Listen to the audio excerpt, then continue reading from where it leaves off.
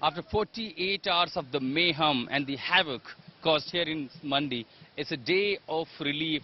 All the debris, everything that was literally flown in Vyas River is now being cleaned by the civic authorities. All the agencies are active, and this is exactly the place which was literally become an island, totally disconnected from rest of town in Mandi. Right behind me is the historic ancient temple Panchmukhi, which is called Panchatattvam temple, which simply means 5 faces of Lord Shiva.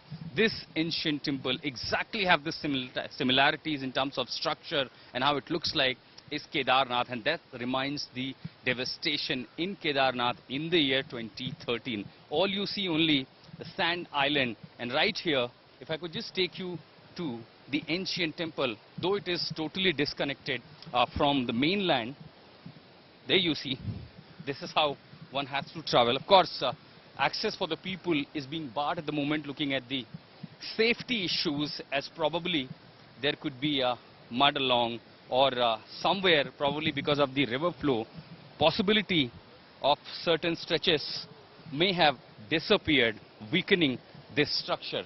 We're taking this route, of course, not so safe, but the ancient Shiva temple, which is standing tall, and this is the front portion of this temple, where exactly was hitting the waves of Vyas River for more than 48 hours. So this was the mayhem that we have seen because of this natural calamity. Right after the dam gates of Pando were opened, there were huge amount of water released, literally creating havoc in the low-lying areas. In fact, this temple itself falls in the low-lying areas, and it all started from Sunday afternoon, and here being Monday, the first auspicious day in the month of Shravan, it was expected to have a huge footfall, not just in thousands, but over the weeks, lakhs of people were expected to arrive at this holy shrine of Lord Shiva, as this Panchmukhi temple, also giving name to Mandi as a Choti Kashi. Yes, and look at this, that's the structure. All you see, this entire landscape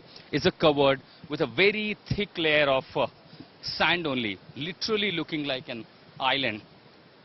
So there you see the ancient temple, this entire structure, a heritage property of Lord Shiva.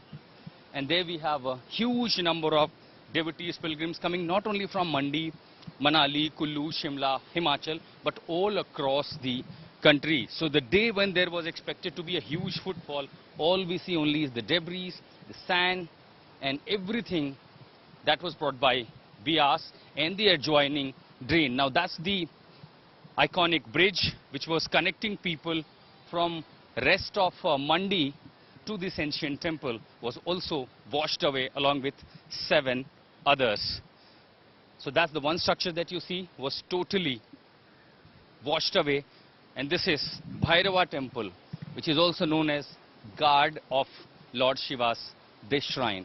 This is also, you see, almost filled up with the sand and other debris which came along with this river. Now that's the structure, those are the stairs, the connecting area where you have foot stairs, where you have the pilgrims arriving for this temple. Of course, this is a no-go area for now until the safety is being ensured by the administration. All these areas, of course, sooner will be cleared. But as we now enter in this holy shrine, look at this. This is the structure of this temple literally resisted the waves of, huge amount of pressure that was aftermath of the Vyasi river, and despite of all that pressure that is faced through, it literally saved it.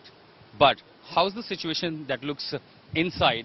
As we go closer to the inner sanctum of this temple, this looks exactly as similar as Kedarnath shrine. So that was 2013 when there was devastation in Kedarnath. This is 2022. We almost seeing a similar devastation.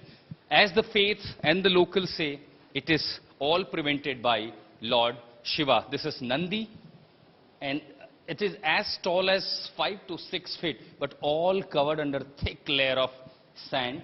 And right in front of that is the holy shrine of Lord Shiva.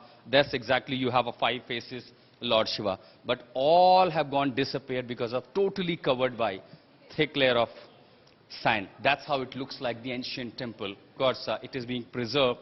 Often you have a much crowded days, and particularly in the auspicious month like Shravan, when you have a huge footfall here, all it looks like totally deserted. Soon, of course, the administration, the locals, as who have faith here, will be clearing it all. But for now, this is how the situation has become in this area. That has been really a challenging one for the administration, for the people, but their faith say it is the holy shrine that saved Mandi from a disaster. In Mandi, at this holy shrine, with Nasir, I am Ashutosh Mishra for India Today.